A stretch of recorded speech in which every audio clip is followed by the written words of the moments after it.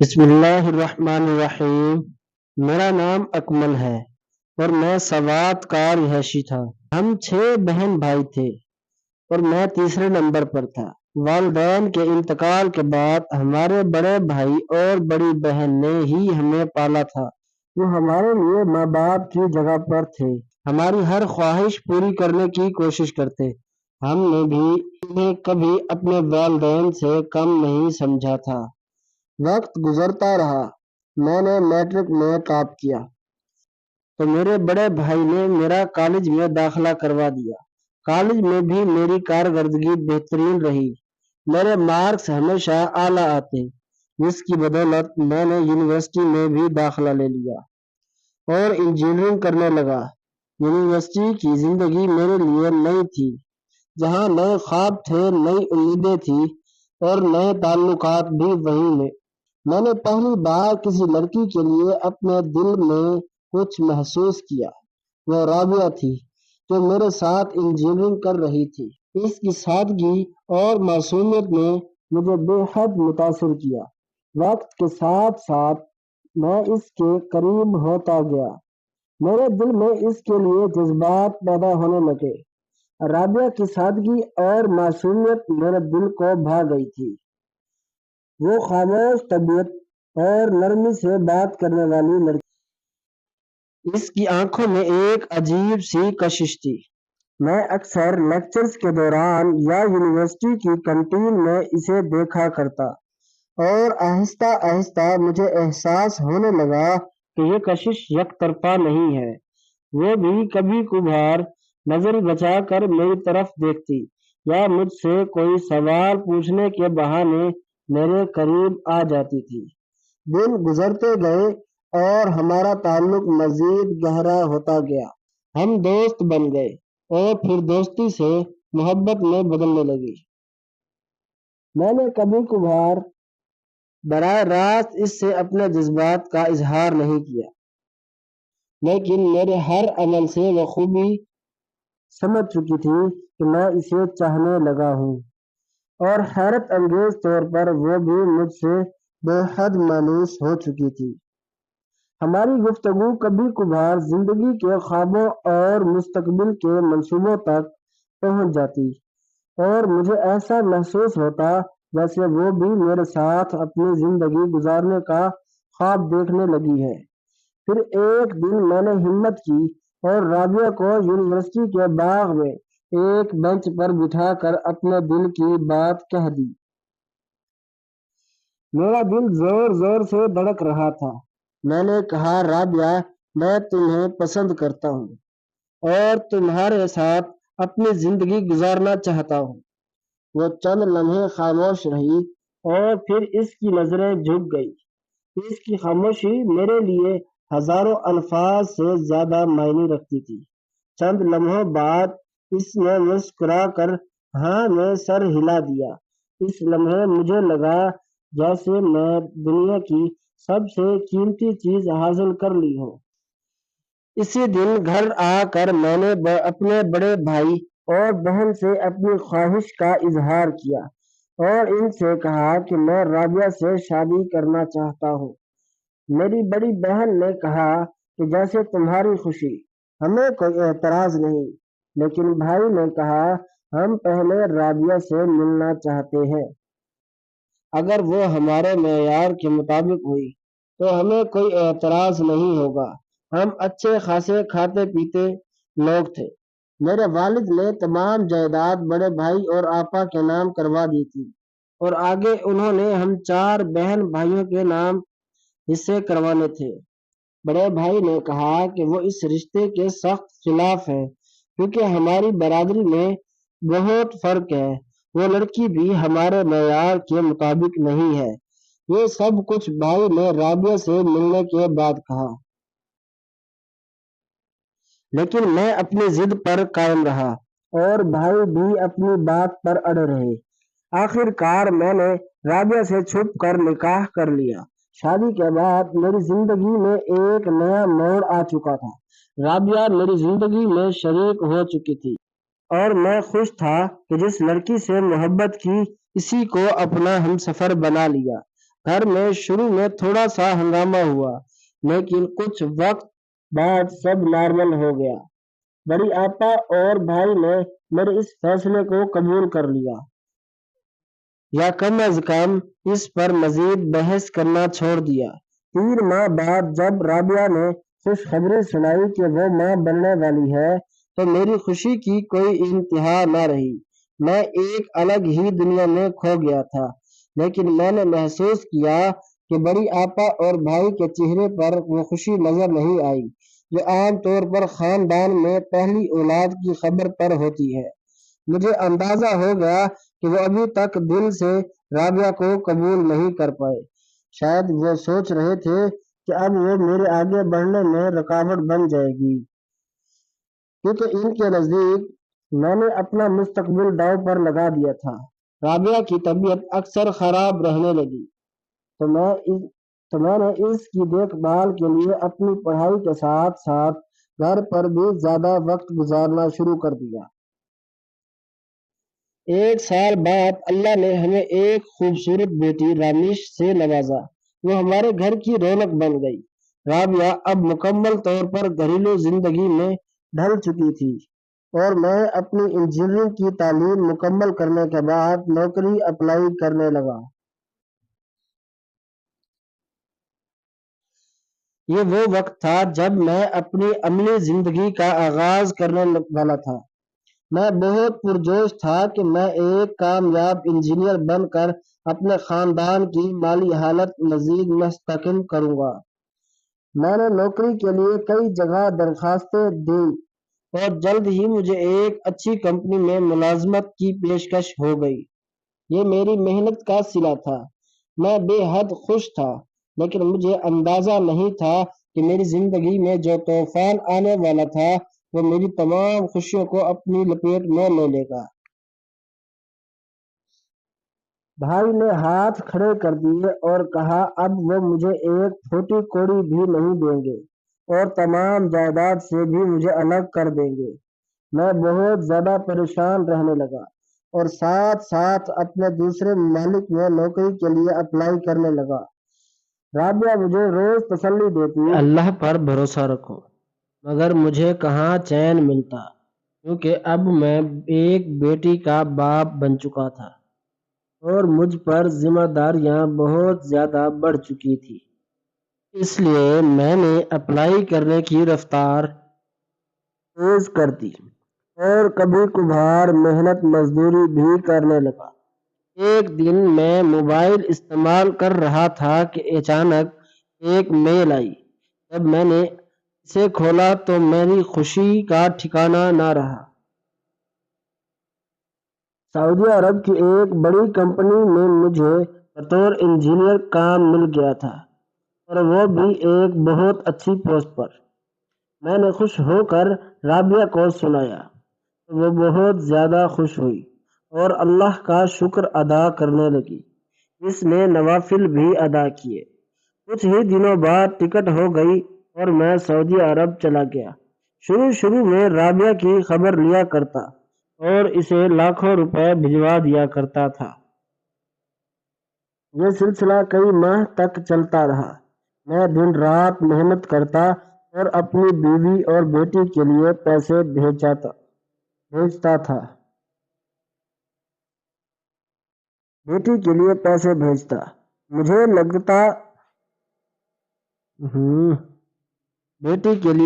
بھیجتا۔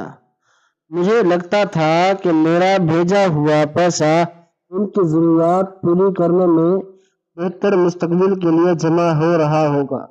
ادھر رابعہ بھی ہر بار یہی کہتی کہ سب خیریت سے ہے، وہ گھر کے معاملات اچھے طریقے سے سنبھال رہی ہے۔ وقت گزرتا رہا، میری محنت رنگ لائی اور میں نے کمپنی میں مزید ترقی حاصل کر لی۔ میری تنخواہ میں اضافہ ہوا اور میں نے پیسوں کی ترسیل بڑھا دی تاکہ میرے گھر والے زیادہ خوشحال زندگی گزار سکیں۔ میں دن رات مشقت کرتا، خود کو ہر آرام سے محروم رکھتا، صرف اسی امید پر کہ میری فیملی کو سکون میں ہو۔ کئی سال اسی طرح گزر گئے۔ ایک دن میرے بڑے بھائی کا فون آیا۔ ان کا لہجہ سخت تھا، جیسے وہ مجھ سے کچھ چھپانا نہیں چاہتے۔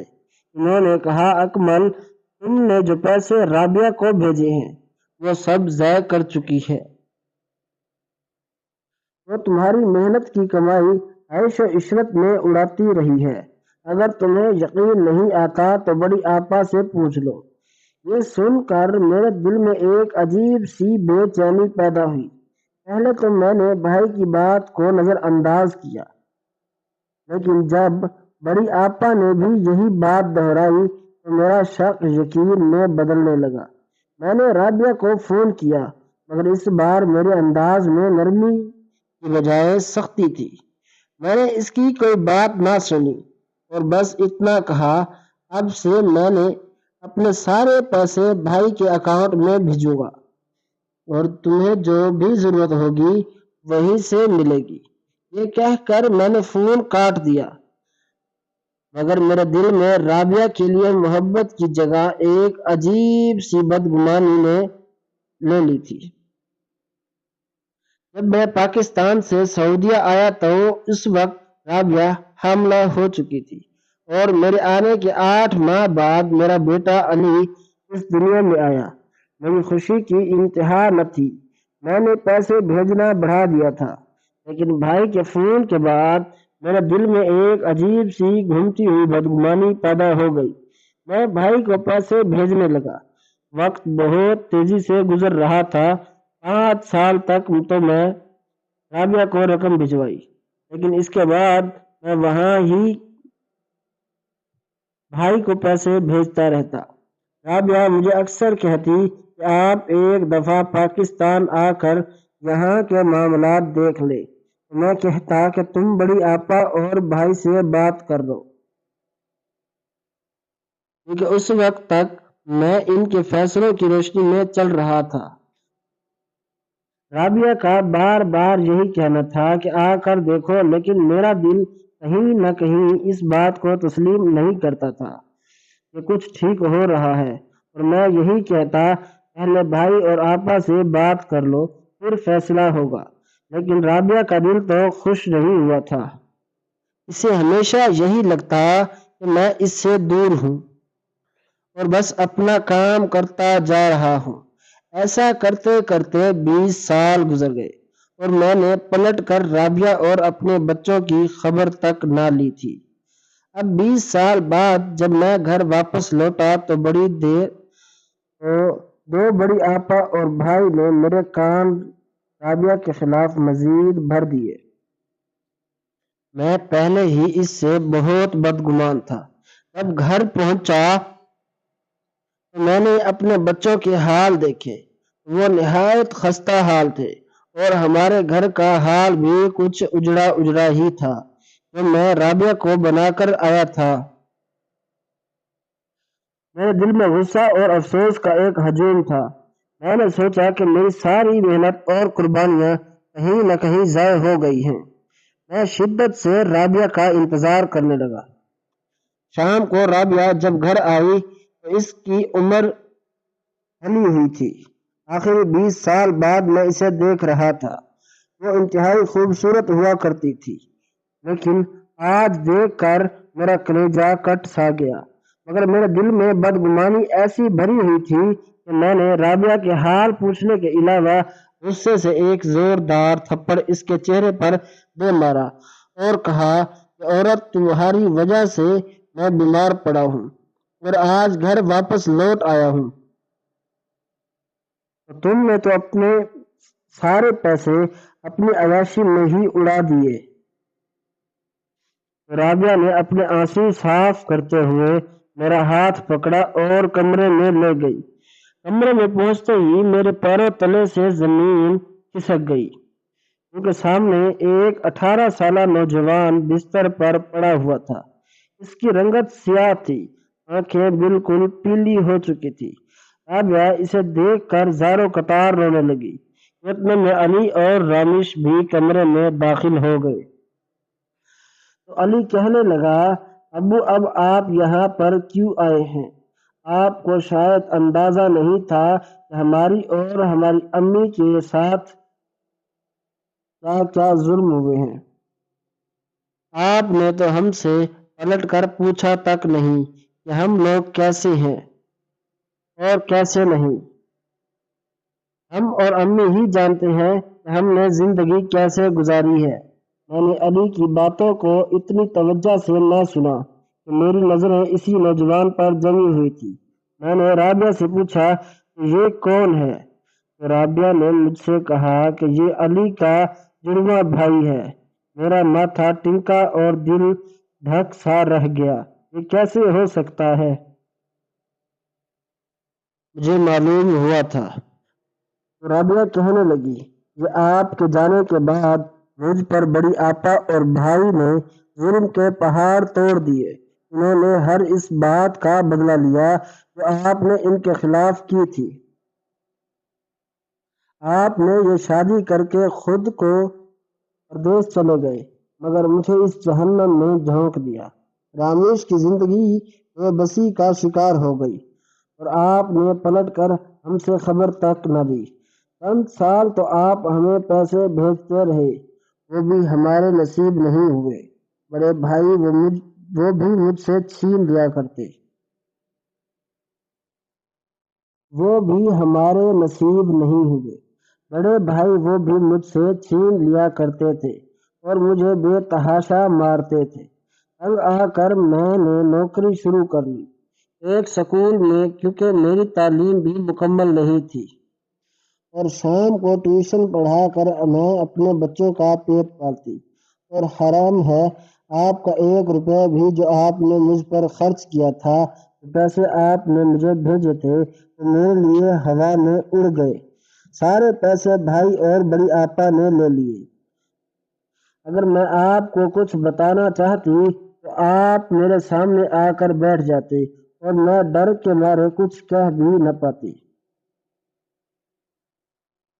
بھابھی نے بھی بہت کام کروایا اور رامیش کو میٹرک کے بعد پڑھنے بھی نہیں دیا۔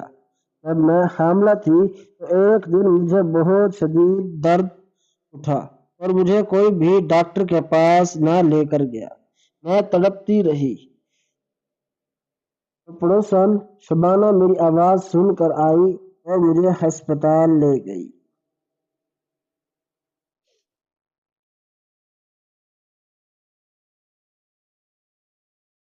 مجھے 2 جڑواں بچے پیدا ہوئے، ان میں سے ایک بیمار تھا۔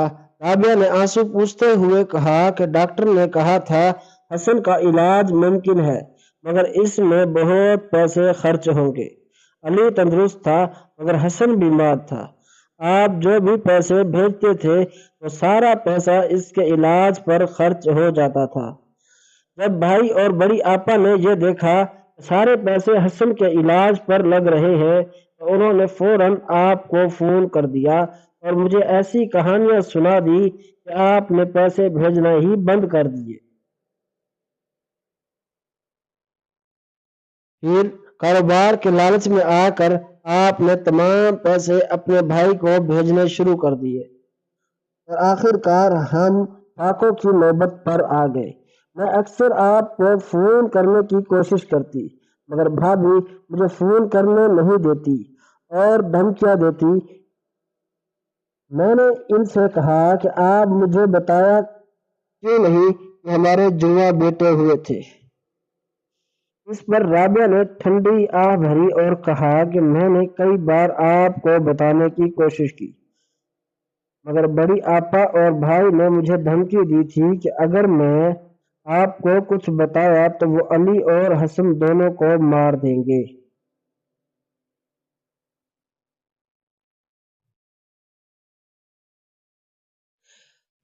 اس لیے میں نے آپ کو کچھ نہیں بتایا۔ جو پیسہ آپ بھیجتے تھے وہ بچوں پر ہی خرچ ہو جاتا۔ آخر کار میں نے سکول میں نوکری شروع کر دی اور اپنے بچوں کو پالنے لگی۔ رامیش کی آواز ابھرا گئی۔ وہ مزید کہنے لگی، بھائی اور بڑی آپا نے زبردستی میرا رشتہ اپنی ہمشیرہ کے بیٹے کے ساتھ طے کر دیا۔ میری مرضی کے خلاف میں نے احتجاج کیا مگر مجھے ڈانٹ دیا گیا۔ جب میں نے کہا کہ یہ فیصلہ مجھ پر کیوں تھوپا جا رہا ہے تو بھائی نے طنزیہ ہنسی کے ساتھ کہا، اکمل ہماری سنتا ہے، وہ ہماری ہی مانے گا، تم ہوتی کون ہو یہاں بولنے والی؟ مجھے سمجھ آ گئی کہ میرے پاس کوئی اختیار نہیں ہے۔ میں خاموش ہو گئی۔ مجھے اپنی اولاد کی فکر تھی۔ میں چاہتی تھی کہ کسی طرح حسن کا علاج مکمل ہو اور میرے بچے اچھے مستقبل کی طرف بڑھیں، مگر میں بے بس تھی۔ آج جب آپ گھر واپس آئے تو مجھے سکول سے لوٹنے میں دیر ہو گئی۔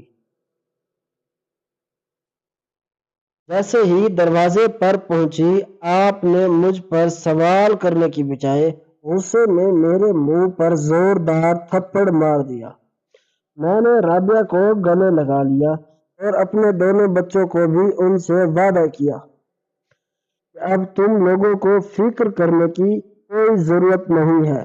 شام کا کھانا کھانے کے بعد میں نے کہا کہ کل صبح میں بھائی سے اس بارے میں ضرور بات کروں گا۔ رات بہت ہو چکی تھی اور میں نے جانا مناسب نہیں سمجھا۔ میرے دل میں ایک عجیب سی خربش پیدا ہو گئی تھی۔ آخر کار میں نے ان پر بھروسہ کیا تھا۔ رات کو رابعہ نے مجھ سے کہا کہ آپ سعودی عرب سے یوں اچانک بتائے بغیر کیوں آ گئے؟ میں نے کہا کہ میں نے تم سے رابطہ کرنے کی کوشش کی، مگر بھائی نے ہمیشہ یہی کہہ کر ٹال دیا کہ تم گھر سے باہر رہتی ہو، اور زیادہ تر اسی لیے میں نے تمہیں بتا نہیں سکا۔ لیکن بڑی آپا اور بھائی کو اس بات کا علم تھا کہ میں واپس آ رہا ہوں۔ رابعہ نے مجھ سے وجہ پوچھی کہ اب آپ ہمیشہ کے لیے یہیں رہیں گے؟